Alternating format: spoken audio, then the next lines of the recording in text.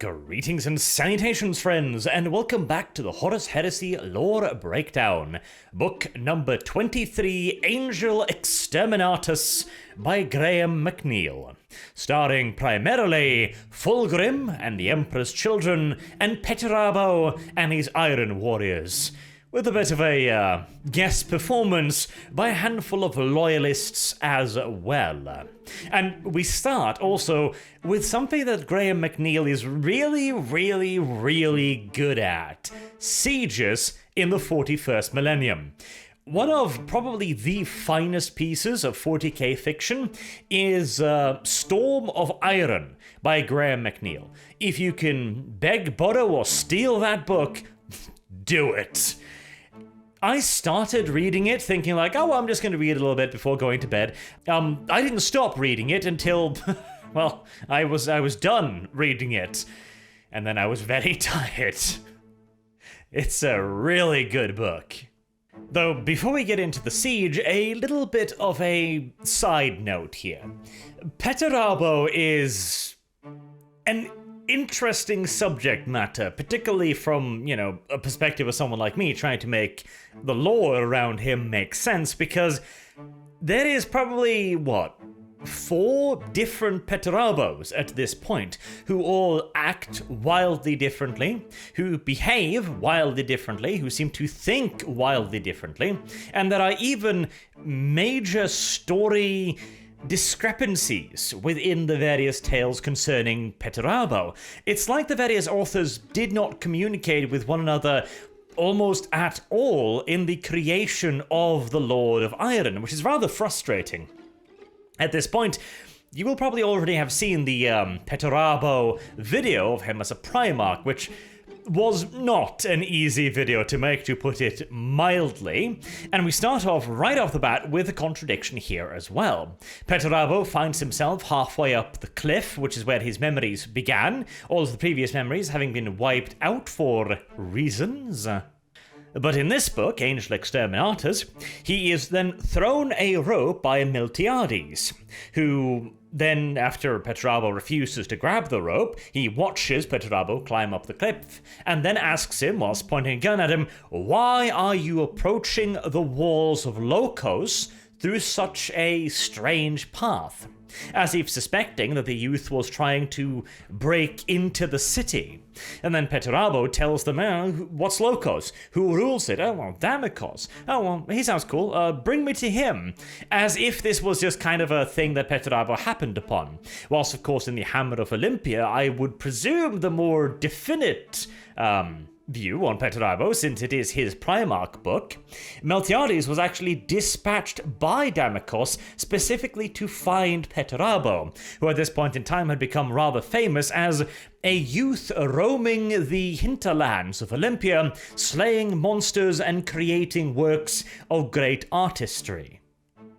Now, this isn't a ginormous deviation by any stretch of the imagination, to be sure, but it demonstrates the differences in the various approaches to Petrarvos, and also his temperament, his demeanor, his approach to things also varies massively from book to book.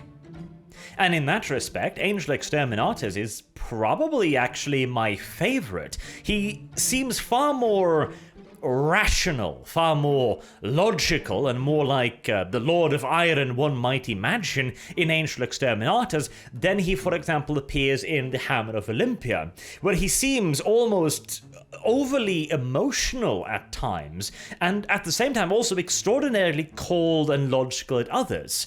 It's a really strange version of Petrarvos we get in the Hammer of Olympia, because at one point he's like, "Oh, you've proven my thesis wrong, have you, with facts and figures? Right, well, okay, I accept that, and I hold absolutely no grudges." And then later on he's like, "Oh, you're giving me information about an event, are you? And you are in no way, connected to this event whatsoever. Right, beat your skull in."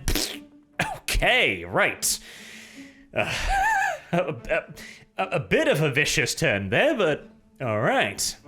Another example would be in Angel of Exterminatus. At one point further in the book, he will take his sons out of a fight specifically to spare them, whilst in other instances he's happy to just grind them against any enemy for any reason.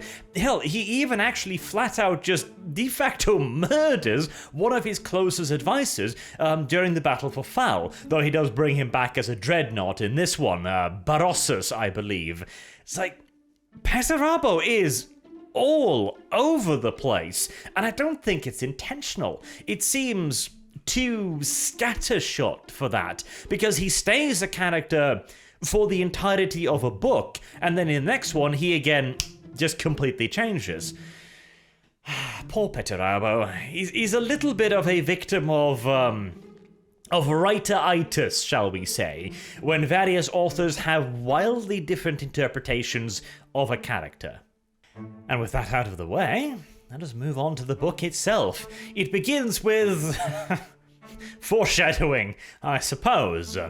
We get to view a small vespidide creature, a wasp then basically, that is moving strange as the neurotoxin courses through its veins.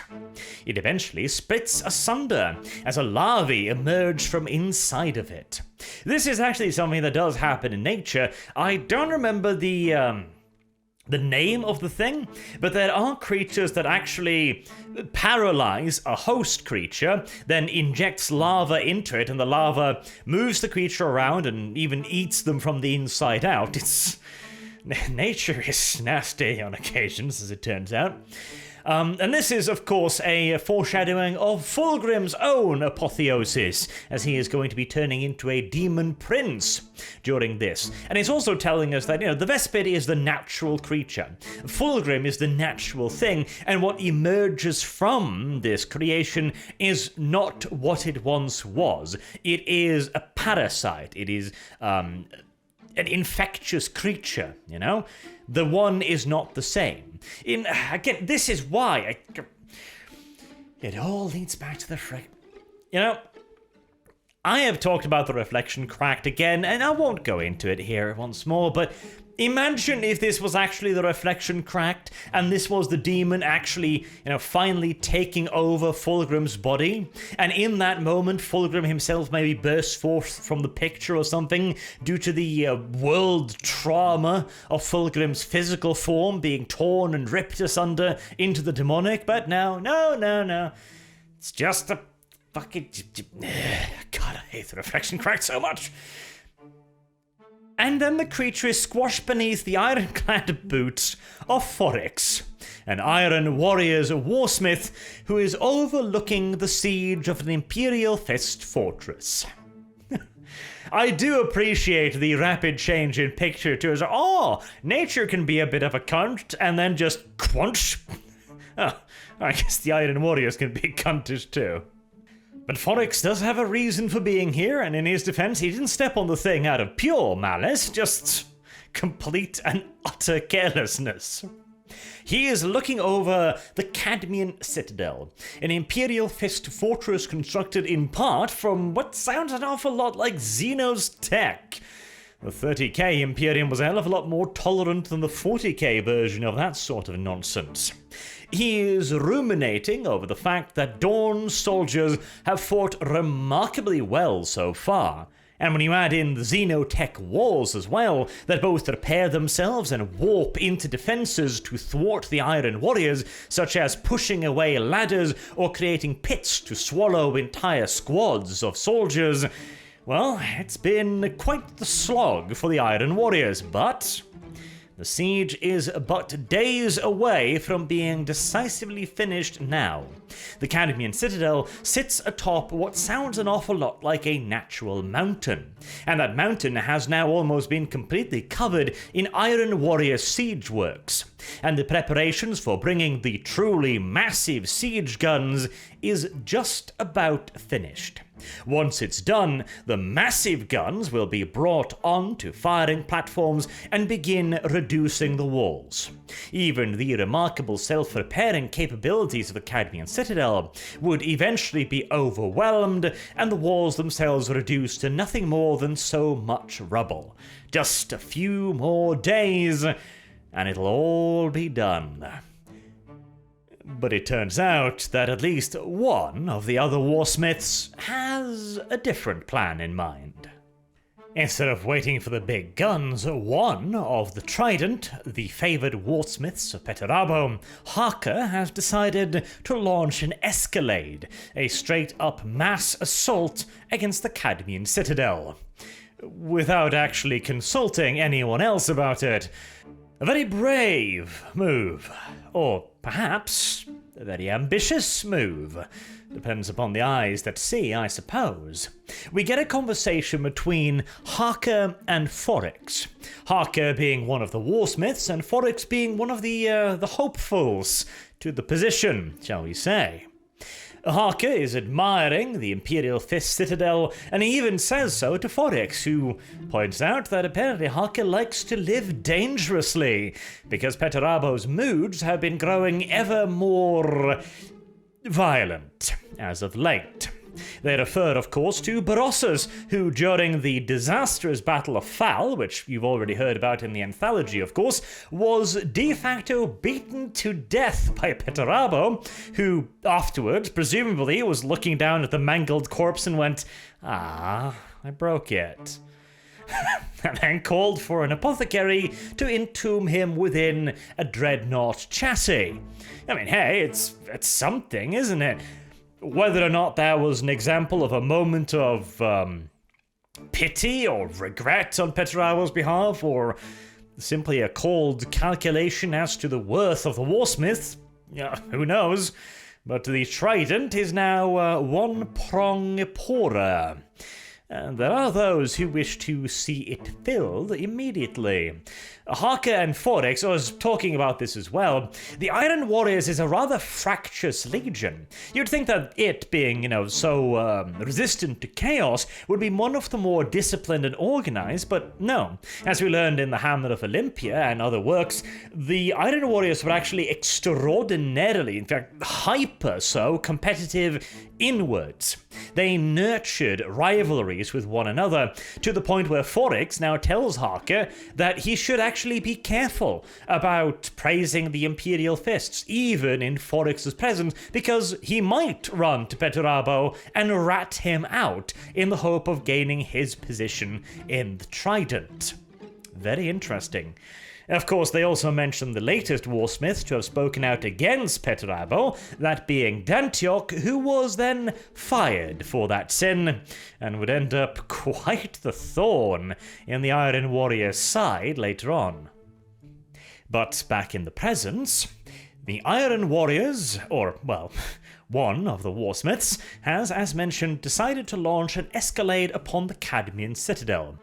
And on the receiving end of this violence is Captain Felix of the Imperial Fists, along with a single, much reduced company. So, originally about 1,000 Marines or so, now considerably less. And even 1,000 Marines is speculative, since back then the companies are what we would refer to as chapters now, whilst chapters were the much larger part of the organizational structure, and the differences of them varied hugely between the legions.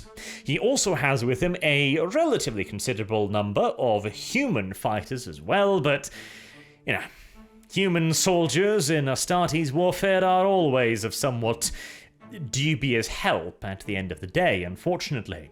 Felix knows that the Imperial Fist's days on this world are most decidedly numbered, but every day that they can haul this conflict out, they can keep the Iron Warriors from bothering the rest of the Imperium. And of course, every Iron Warrior pitched off his feet by a bolter around here is one less to worry about later. And Warsmith Harker is surely making it quite easy for the Imperial Fists to sell their lives dearly indeed, as the Iron Warriors have to climb up the self-repairing walls that also create various impediments, even opening up and trapping Iron Warriors and then sucking them into the walls where they will no doubt be crushed. Nasty defenses. And of course they have to climb up this wall whilst grenades are hammering down upon them, whilst fragmentation grenades are dropped upon their heads, and the Imperial Fist and Imperial Army defenders are also beating down upon them with every weapon they can find. And this is where we get to make an acquaintance with a lowly iron warrior soldier, a rank and filer, just one of Harker's scrappers, a warrior by the name of Kroger. He manages to make it all the way up to the walls and engage the Imperial Fists in a straight-up fight, along with two of his brethren that are shortly thereafter cut down, leaving just Kroger, and soon not him either. But he is rescued by an unlikely rescuer. Petrarvos has apparently had enough of this shit and has flown in on his personal Stormbird, specifically designed to carry the Lord of Iron in his full panoply of war, along with the Iron Circle, a group of combat automatons crafted by Petrarvos himself to be his bodyguard in the field of battle. Apparently, this is a recently new addition to the Primarch's arsenal, and specifically created after Fall, where a group of Imperial Fists had boarded his flagship, the Iron Blood, and made it all the way to Petrarvos' throne room before then being eventually dispatched by the Primarch.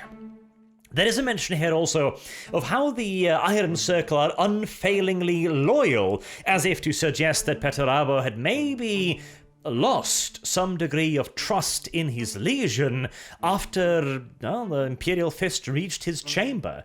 I mean, after all, Petrarvos was at the heart of one of the biggest, most heavily defended ships in the entire Iron Warriors fleet, and the Imperial Fist still got to him. Yeah, considering Petrarvos wasn't exactly the most trusting of individuals to begin with, I can imagine that would have jaded him even further. Petrarvos breaks the Imperial Fist counterattack upon the walls, and now that he has secured a foothold, more Iron Warriors swiftly begin making the ramparts. And after that, the battle is essentially over. The Iron Warriors begin pouring over the walls in ever-growing numbers and streaming into the Citadel to hunt down the remaining Fists and their Imperial army allies. But Petrarvos has other things to worry about. The battle, as mentioned, is pretty much done, and so he turns to the, as far as he can see, only Iron Warrior to have climbed all the way up here, Kroger. He even asks him, "Hey, were you the only one to get up here?" And Kroger just eagerly nods his head, "Yes, massa, I'm the only one. Credit, please." To be fair, most of us would probably have done the same. Petrarvos then asks where his master is. Where is Warsmith Harker? Kroger doesn't know. He assumes he's back with the guns, having ordered the escalade, but he's sure he'll be there soon. And sure enough, Harker arrives, along with the other members of the Trident, and Foryx as well. Petrarvos tries to pretend to be a balanced and not angry as all hell individual, to the point where Harker even at first is like, "Oh yes, I'll be praised for this, I'll receive many head pats for seizing this Imperial Fist fortress." No, he will not receive many head pats, because Petrarvos' orders had been quite clear.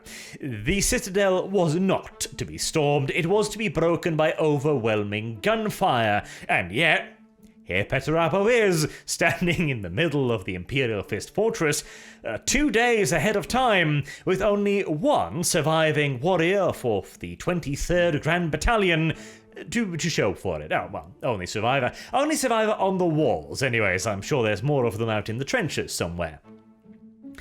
And so Petrarvos points that out. Look, this is all your grand plan got to the walls. One single trooper. Did you think you were doing a good job, Harker? All of the other Warsmiths then quietly take a step back out of smashing range, because they are pretty sure they know what's about to happen. But They are surprised/disappointed, I suppose. Petrarvo probably, again, at least a little bit regretful of smashing his warsmith Barossus so very thoroughly. Instead of outright killing Harker, he merely walks over to him and then, slowly, methodically, and not too gently, I would assume, rips his armor off him piece by piece with his hands. It's not even possible. Is even a Primarch that strong? I mean, hell, this shit deflects bullets like it's piss. No, Petrarvos just with his fingers is like, tear, rip. It sends a message, though, you cannot deny. You cannot deny. It probably sends an even stronger message than killing the poor bastard. Oh, I did like that scene quite a bit. And once he's finally done, he says that, right, you're no longer a warsmith, you're no longer the commander of the 23rd Grand Battalion, you're just some rando, and as long as I live, you will never get any responsibility ever again. Fuck you very much. The rest of the warsmiths are, of course, now mildly overjoyed. Oh, 2 slots open on the Trident. Fantastic. Then there's some opportunities for advancement here. But Petrarvos has different ideas. He says that one of the warsmiths to be elevated is to be Foryx. And the second, instead of it being Toromino, the master of the Storberjarks, the heavy artillery specialists, who is the logical choice for the position and also the one that the other warsmiths want, he instead turns to Kroger, who, in my opinion, asked for this, because before this he was thinking like, better to be a ground pounder than a damn officer. They have to deal with the Primarch. Yeah, you asked for this. You can say nothing else. And so Petrarvos just pulls him up, real camaraderie, puts an arm around his shoulder and goes, Kroger here is going to be the next commander of Harker's company, and he's also going to be a member of the Trident, because I feel we need some fresh blood, someone that hasn't been corrupted, by you shit's constant scheming. To be fair, considering the apparently fractious natures of the Iron Warriors, might be a good idea. Kroger, of course, feels like maybe it would have actually been better to eat 1 or 2 of those bolt rounds sent his way just a few minutes ago. But oh well. Shit, as they say, rolls downhill.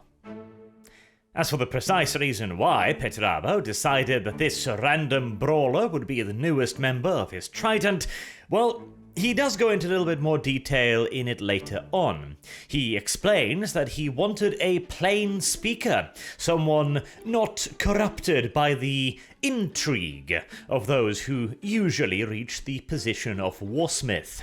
As we have learned in Hammer of Olympia and throughout this book, that exalted position is usually one achieved, at the very least in considerable part, due to political intrigue, as the Iron Warriors are quite fond of, working at cross purposes, to put it gently. After the elevation of Kroger, Petrarvos leads his Warsmiths and his new Trident back to his Cavia Ferrum, his Cave of Iron, a creation apparently of an old Firenze polymath, Leonardo da Vinci, someone that Petrarvos is quite the fan of, apparently.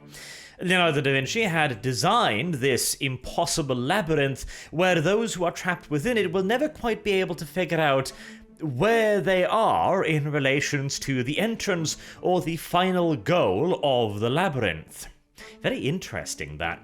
He also talks a bit about how he and Magnus, strange bedfellows if I'd ever heard of any, apparently spent quite a lot of time on Terra, whilst first talking with their father and having been brought back there, digging through various old tombs in search of various types of esoteric knowledge.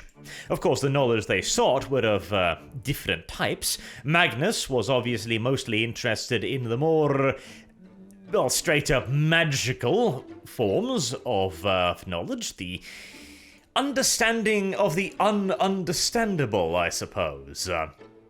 Whereas Petrarvo, of course, was far more interested in the workings of the Firenze polymath and the various exploits of this ancient genius.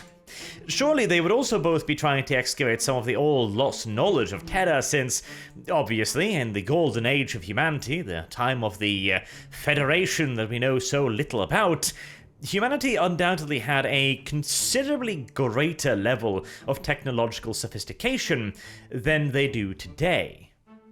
Nevertheless, I gotta say, again, Magnus and Petrarvo, best buddies. Huh.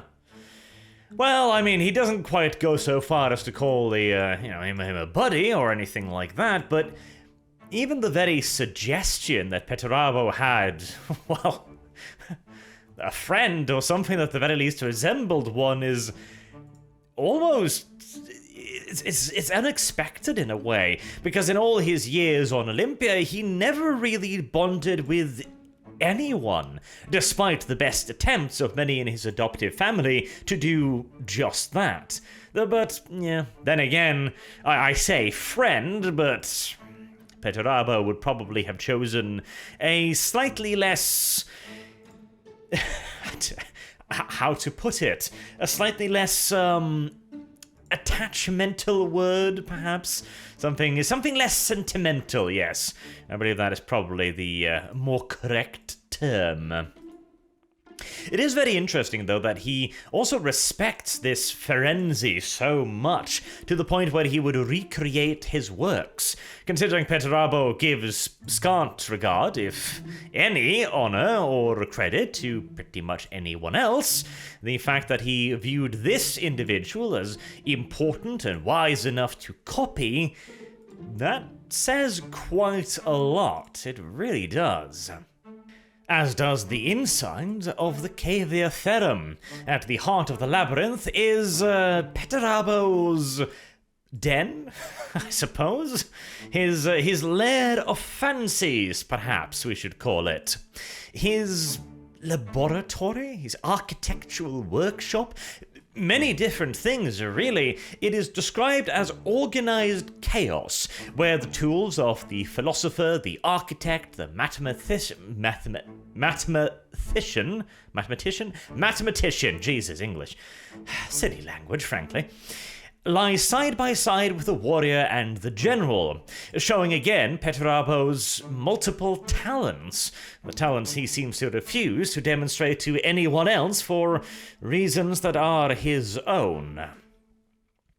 It is very interesting, though, again, because it is mentioned that this is how Petrarvo likes it. After years of being used for a singular purpose, of being a destroyer, it should not be a wonder that these creations could spring from the hands of the Lord of Iron, and yet it is. How could a being yoked to such a singular purpose of destruction create these magnificent creations?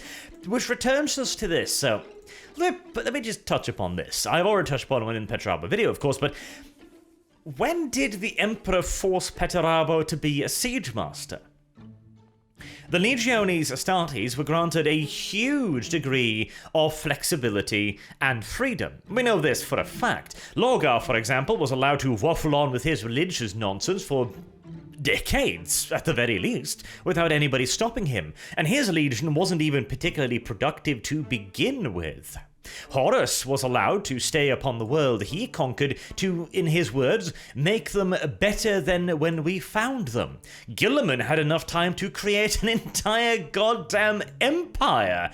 And yet Petrarvo is here going, oh, I never had the time to do anything. I always had to siege things. Really? Did you? Did you ever consider simply just saying, no, I'm busy right now, I'll get to it later? It seems to me as if the person that truly yoked Petrarvo to a singular purpose was not the Emperor, but Petrarvo himself. It seems that he was the one who decided that his gifts had to be employed now and for this specific purpose, rather than modulating himself, rather than moving out of his own way to get some of the other stuff he wanted to do done. If anyone, again, was keeping him in check, it was himself, and the cave is the perfect example of that. A whole cave of wonders that architects begged him to be allowed to bring to life, and what did Petrarvos say? No. You don't get to do that because, well, reasons. Really? That doesn't sound particularly reasonable to me. In the words of the Emperor Nero, a man with a somewhat fraught reputation himself, hidden talent counts for nothing. Speaking of hidden talents, allow me, I haven't been doing this for a while, and I really should, so commercial break. And so, with the unpleasantness out of the way, what else happens in the Cavia Ferrum? Well, beyond the clearly strange thing that you have here, this cave of wonders that Petrarvos apparently refuses to show to anyone, again for reasons I can only assume, you also have a little bit of an interesting outburst. You see, Fulgrim has arrived, presumably not a brother that Petrarvos would be overly fond of, considering their rather pronounced differences. But Petrarvos thinks he knows why Fulgrim is here, because Fulgrim hasn't deigned to tell him just yet.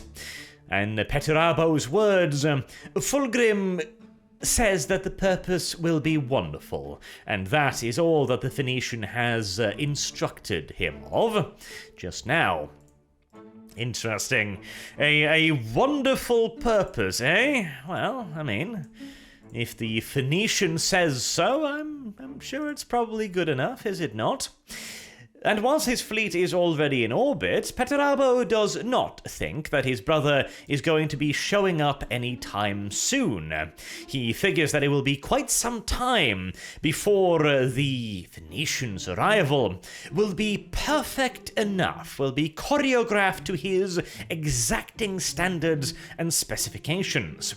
And so he's going to be spending a little bit of time explaining to his Trident and his warsmiths why he thinks Fulgrim is here to seek the Lord of Iron's aid. He brings up holographic projections of Mars, where even now those loyal to the War Master are embroiled in a bloody uprising against those who still hold with Terra. And seeing as this is not only an incredibly vital manufacturing hub, of course, but also a planet that is literally right next door to Terra, the hands-down single most important strategic objective in this entire bloody conflict. I mean, it certainly makes sense to assume that this would be by far the most urgent and obvious objective in the War Master and his loyal servants' minds. Well, Petrarvos, see, you're making an assumption there that will prove to be slightly off, but oh well. As Petrarvos is presenting his plans for the coming campaign, the newest member of the Trident, Kroger, decides to weigh in on the matter. He says that this will be a very tough fight, which Petrarvos agrees on, and then he also says that the Loyalists are very well dug in. At which point Petrarvos gets very angry with his latest addition. He smashes his hands into the table and shouts at Kroger, "Don't call them loyalists! If they are the loyalists, what does that make us?" Ooh. Very interesting. Very interesting. Yes, Petrarvos, what does that make you and your Iron Warriors? It would make you the traitors, wouldn't it? See, Petrarvos, at heart, is honestly probably more sympathetic towards the loyalist cause than he is the traitor's cause. Already we can start to see that sympathy being made obvious, and it will be made far far clearer through the course of the book as well as... well, again, let's just say that Fulgrim was probably not the best match for Petrarvo, for rather obvious reasons. But already he's not sure of his actions here. The reason why he went along with Horus was because, and see, this is one of those little strange things, he gave Horus his allegiance because Horus forgave him the atrocities at Olympia. Now, again, were they truly atrocities? Had not Petrarvo done the same, if not worse, on other worlds? He had, absolutely, we know that for a fact. And yet he's like, oh, the Emperor can never forgive us this. Really? Why? Why couldn't he forgive you this? And then you show up at Horus's doorstep, and he forgives you, and then you join sides with Conrad Kurz, who had done the same, if indeed not considerably worse, to his own home world. Huh. Petrarvos' morality here is, it's a little bit difficult to follow, frankly. So he believes this to be an inexcusable crime, right? Okay. And yet he is willing to side with the person who has done the same, yet even worse. And he is also willing to give his allegiance to the person who not only accepts this inexcusable crime, according to Petrarvo, but also forgives him and even indeed praises him for the inexcusable crime. That requires some serious mental gymnastics right there. Oh, my crime is inexcusable. I can never be forgiven for this. No, you did good. Oh, thank you. I'm your loyal servant now. Really? If this was another character, I could understand, but Petrarvo is pretty damn straight-laced. Would he really just go like, oh, this is inexcusable, and when somebody forgives him, he go like, okay, fine. He strikes me as a far more contrarian character, but... oh, well, anywho, that is the reason why he's turned, but already you can kind of see that it's rankling him a little bit. He's a little bit unsure as to whether or not he should have done this, as to whether or not he is worthy of forgiveness. It may also be that he simply is not entirely aware of the War Master's plans, because later on, he will describe the War Master as the only remaining honorable and guileless individual in the galaxy. Which is overselling Horus quite a bit. It is an oddity. But he clearly is not particularly happy with the whole traitor mark, that's for damn sure. However, then they receive a message that the Phoenician is on his way. Apparently, Fulgrim isn't going to be taking his time after all. He's not going to be waiting, however long, for the perfectly choreographed moment. Instead, he is going to be arriving rather hastily, in fact. This shocks Petrarvo, who realizes that maybe he doesn't know his brother quite as well as he thought. Or maybe it could also be that his brother has changed rather drastically from the foppish and overly, how do we put it, flamboyant individual that Petrarvo knew. And then, of course, the Emperor's children actually arrive. And Petrarvo gets to see just how much his beloved brother really has changed. I doubt I even need to go into any real detail as to the appearance of the Emperor's children.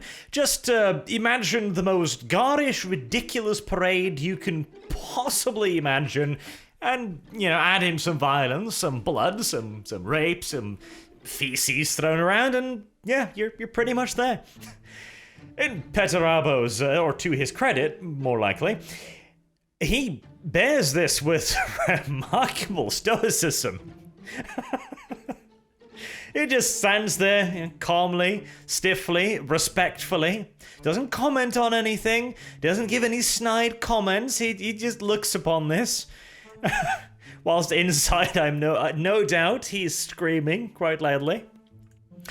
But finally, Fulgrim arrives, and I mean, he looks approximately kind of ish normal, at least in comparison to a lot of his warriors, so that reassures Petrarvo, at least to some extent. Petrarvo gives Fulgrim a gift, 2 Imperial Fist warriors. A strange choice of gifts, considering Petrarvo's... never mind. But Petrarvo almost respects... actually no. You know, that's probably the reason. I was about to say, Petrarvo probably respects the Imperial Fists more than he does the Emperor's Children, but of course he didn't know what they'd turned into at this point in time, and he might also just reckon, well, if I really want these 2 shits to suffer, giving them over to Fulgrim's rape circus, that's probably as much pain as I could possibly ever inflict upon them now, isn't it? And, I mean... He isn't wrong, now is he? In return, Fulgrim has prepared a gift as well. A lovely, rich cloak with a beautifully embroidered stone, a clasp of metal to keep it together. And in a bit of foreshadowing, one of the warsmiths looks upon that and goes, I had a bad feeling about that. Yes.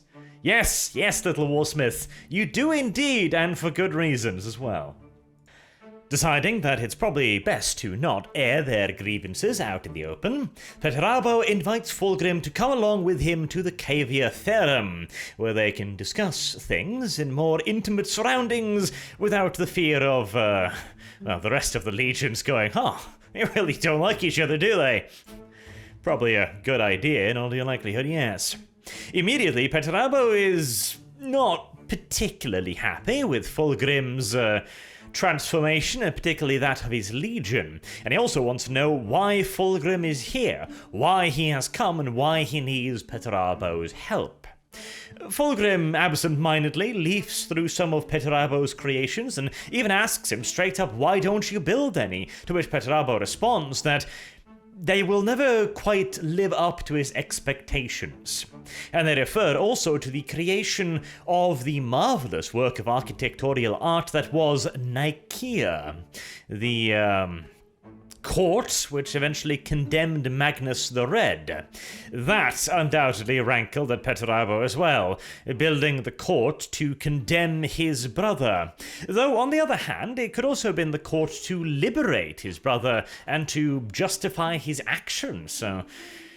I guess Petrarvo's the kind of person who just goes with the realistic interpretation. Well, this is what happened, and therefore the other option is not to be considered at all. That certainly would kind of strike me a bit as, a very Petrarvo thing, absolutely, certainly. But it's also one of those things like, okay, well, if you never build it, then it never will be anything at all regardless. Like, if you don't construct it, then it will forever not be a thing. It won't just be not perfect, it won't exist. Again, we return to the Nero quote, don't we? But skipping over this, Petrarvo then continues to push Fulgrim, why are you here? What do you want my aid with? And Fulgrim stops him. It's not something that he can tell right here. He needs a bit more of a grand venue, and besides, it's not really Fulgrim's tale to tell either. It is the tale of a creature by the name of Carucci Vora, a slender robed figure that Fulgrim has brought with him into Petrarvo's sanction. He reveals him to be an Eldar, of all things. Right, well, that's unexpected. Kroger immediately reacts with violence, as, one would expect, considering the circumstances, but he is stopped by Lucius, and Petrarvo will allow the presence of the Eldar, at least for the time being, though he's clearly not very happy at the fact that Fulgrim decided to bring a Xenos into his sanctum, as... one genuinely would expect. It's like, you brought this filthy thing into my home, did you? Could you please keep it from pissing on the carpets at the very least? Fulgrim also mentions that Carucci Vori is a new type of Eldar, referring clearly to the Dark Eldar. Now, this is one of those pieces of 40k lore that is just kind of... impossible to really piece together because it's the period after the fall. We don't really know what came first. Was the human empire already around? Was it created after? When did the Eldar Empire fall? Was it the creation of the Warp Storm? Was it the destruction of the Warp Storms? What happened to the Dark Eldar? Were they created immediately? Were they later an invasion? Blah, blah, blah, blah. It's difficult to figure out this period of time, to put it, again, somewhat mildly. But it is interesting that these Dark Eldar are apparently around already, and that they are a force within this power struggle of the Imperium, that they have decided to try and enact their own wishes and wants upon the warring parties. Because, of course, that suggests a far greater sophistication. It suggests a power structure. It suggests organization on their part, which I wouldn't have thought them to be capable of just yet. Anywho, Fulgrim is not happy with informing Petrarvo of his grand plans in such a scummy place. It's only Petrarvo's inner sanctum. No. This requires a stage of real import. And so he asks Petrarvo to construct him an entire theater for this. One of Petrarvo's grand drawings, the Thaliacron. You know, I kind of like this for Fulgrim.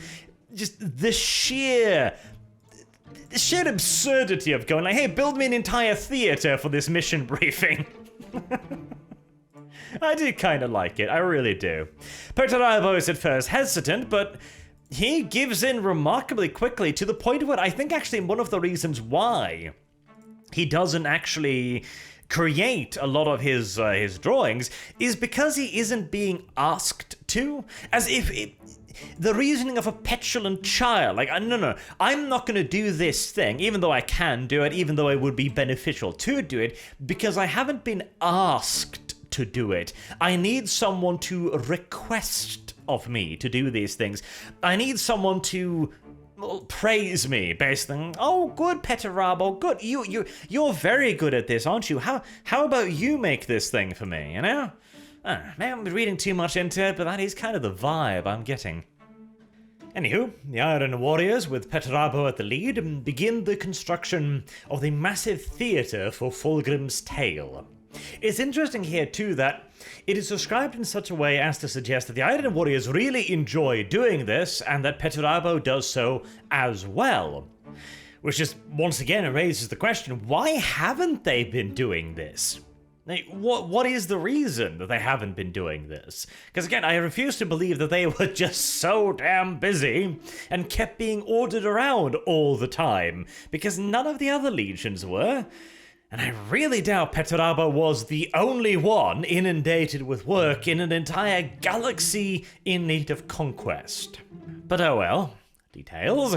Petrarvo quite enjoys the creation of this theatre, and he also thinks he gets it just about right. He has a moment of genuine love for the art of creation, the architectural design process, and his Iron Warriors too, as mentioned, join into this appreciation. And finally, within a day or so, it stands ready for Fulgrim's great tale. A tale of the angel Exterminatus, which is interesting because in the beginning, there was actually a mention of a Firenze manuscript speaking of the angel Exterminatus, and yet Petrarvo, for all of his fetishization of the old Firenze, doesn't apparently know this item, which is interesting. It also mentions how it was going to bring ruin to everything. Petrarvo is, of course, not overly interested in the myth itself, but he knows that every good myth has a core of truth, and if, in this case, the myth is of something incredibly destructive, well, who knows? There might be some very loud and efficient weaponry at the end of said myth. He also points out that there is something hollow about the Eldar Guide, about Karuchi Vora, a hunger that can never quite be filled, once again giving us a pretty damn certain indication that he is indeed a Dark Eldar. Fulgrim also tries to be all buddy-buddy with Petrarvo, and whilst he, in a way, enjoys it, it also makes him uncomfortable, and so he very quickly makes it clear that it's about time that we move on to the telling of the tale. And I'm sure there are some others as well that might be interested, because out in the crowd, out at the very outer layers of the amphitheatre, a pair of strangers stand, an Iron Hand and a Raven Guard, who have followed the traitors to this place in hopes of finding something of interest. And boy, are they about to get quite the payoff. First and foremost, of course, they get to listen to and record Fulgrim's entire speech on the angel Exterminatus. Apparently, Carucci Vora has sold Fulgrim quite the tall tale. The angel Exterminatus is some kind of Eldar demigod creation made to subjugate a vile xeno-species that almost killed the Eldar at the height of their empire, mind you. Such a creature would have been mighty indeed, but of course, as far as we know, according to Eldar mythos, this is all complete and utter bullshit. Petrarvo himself also dismisses most of the story, but again, there might be a kernel of truth at the heart of it. So where are these weapons once we are past all of the hyperbole, all of the hooty-tooty dramatic sounds? Well, look up to the sky, and Petrarvo locks eyes on the star Maelstrom that has always bothered him since his earliest memories. Petrarvo also states that apparently it is the star Maelstrom that has made him such a angry little bastard. I don't know how much truth I attribute to that, because even Petrarvo's earliest conquests on Olympia, he was already a cold shit, and I don't really think the Star Maelstrom has made him all that much colder, honestly. Sounds more like a convenient excuse rather than anything else. Now then, the location has been revealed. This devastating weapon is hidden within what we, of course, know as the Eye of Terror. The Loyalists have heard enough, and the Raven Guard fires a needle bolter at considerable range that strikes Fulgrim right in the temple. I mean, why not? The sheer balls on the bastards. 2 of them against God only knows how many Emperor's children or Iron Warriors, but I mean, this is a chance to kill a Primarch, so of course you'd take it. Their escape is dramatic, to put it mildly, ending with the classical movie scenario where the Raven Guard is standing atop a cliff as he gets surrounded from all around, the baying, screaming horde charging up towards him to take him alive, as a massive modified Stormbird heaves into view right behind the Raven Guards and starts going ducka, ducka, ducka, ducka. Good scene, good scene. And so the 2 Loyalists manage to get off-world. They manage to escape. Even whilst the hunt intensifies, their ship is simply too fast for the traitors to catch them. Meanwhile, Petrarvo is dealing with the fact that his brother has apparently been shot in the head. It's a bit of a problem there. Also, he mentioned something else that I found just so Petrarvo hypocritical. He's like, oh, has the Emperor stooped to using the envenomed weapons of the assassin? How dishonorable. Motherfucker. You are serving alongside a bunch of people who used orbital bombardment to kill the parts of their legions that they disagreed with, and you also betrayed your brothers in a massive goddamn ambush designed to catch them at their weakest, and here you are like, only a coward refuses to face his enemies in proper battle. Fuck you, Petrarvo. Fuck you a great deal, son. A great deal. Oh well. Fulgrim seems convinced that he's dying, by the way, and I mean, he would probably know, being a Primarch and, being the one with the projectile in his skull. He genuinely seems quite convinced that this might be the end of him, but then Fabius Bile appears. He is let past the Iron Circle and has, on Petrarvo's command, moved up to cover him and Fulgrim, and Petrarvo immediately takes a overwhelming dislike to this cadaverous creature, and is very hesitant to leave the Iron Circle, lest Fabius do something interesting to his brother.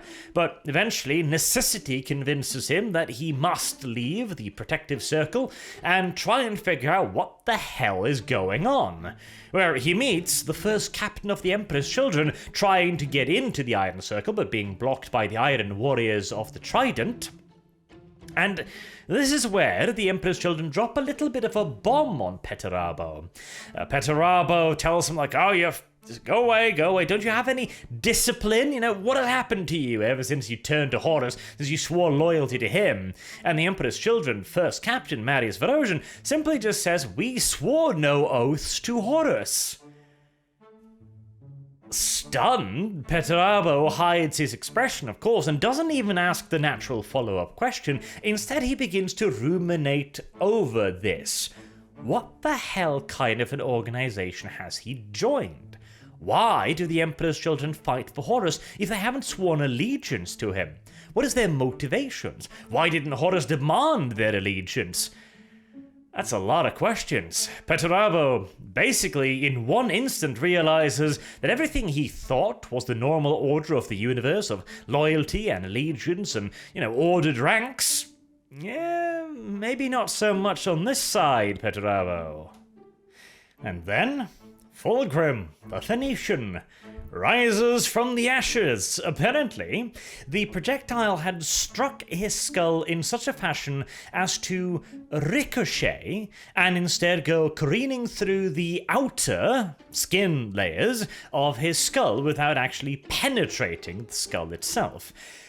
Not an impossible thing, certainly, but I don't know. I'm not at all convinced, in fact, winced. I'm pretty sure that Fabius probably did something far more drastic than he lets on. He claims to have simply just made an incision on the opposite side of Fulgrim's skull and fished out the projectile. I think the damn thing bored straight through Fulgrim's entire skull, and what Fabius did was something far more esoterical. As we will see a bit later on, he has gotten pretty good at what he does. I mean, he can bring dead people back to life, but he still can't make superior space marines. That too will kind of be explained, though I don't buy the explanation given for even an instant, by the way. Then the two go back to the Cavia Ferrum, and they begin discussing how much truth that is actually in these myths. Even Fulgrim agrees that yes, there's probably some embellishment, but imagine the powers of weapons that can end intergalactic wars and galactic, excuse me. I keep referring to that term because it seems like it makes sense, But there is a small problem. Once Petrarvo, that's his new nickname. Whilst Petrarvo does agree that the usage of such weapons and the possession of them would be very, very worthwhile, and since he has no new orders from the War Master, after all, his orders was to go to Foul, and then he got his ass kicked, so yeah, he is kind of out of a job at the moment, at the very least. He decides that, okay, I'll come along, but only if I get sole control over the weapons. Because Petrarvo is of the opinion that once these weapons are acquired, and once they are demonstrated, then that and the very threat of their existence and them being used again will end the war, which Petrarvo thinks is the only way to go forwards. The civil war must be ended before it goes too far, which is a remarkably level-headed thing for Petrarvo to think, because yes, if this war was to have a successful ending for either party, then it must be ended early, either in an outright victory for Horus or one for the Imperium. Any kind of half-measure victory will leave the party so weakened that they will probably be at the mercy of the galaxy's other vile alien species. It's also the fact that Petrarvo doesn't hate the loyalists like many of the other traitors do, but Fulgrim, of course, is in complete and utter disagreement with this sentiment. But he doesn't really have a choice. He needs Petrarvo's legion to break into the massive fortress that is apparently at the eye, or the heart of the Eye of Terror, to wrest the weaponry from its ancient guardians. And so, he reluctantly and sourly agrees. Petrarvo can have access to the weapons. It's not like Fulgrim is really planning to let him have that or anything else, so hey. Details, right? Now I'll wrap the first one up there. This'll probably be a 4-parter, honestly. This is a rather long book with a lot of interesting bits in it. So, until next time, I have been Arch. Thank you all very much for watching, and I hope to see you all again soon. Till then, have a good day.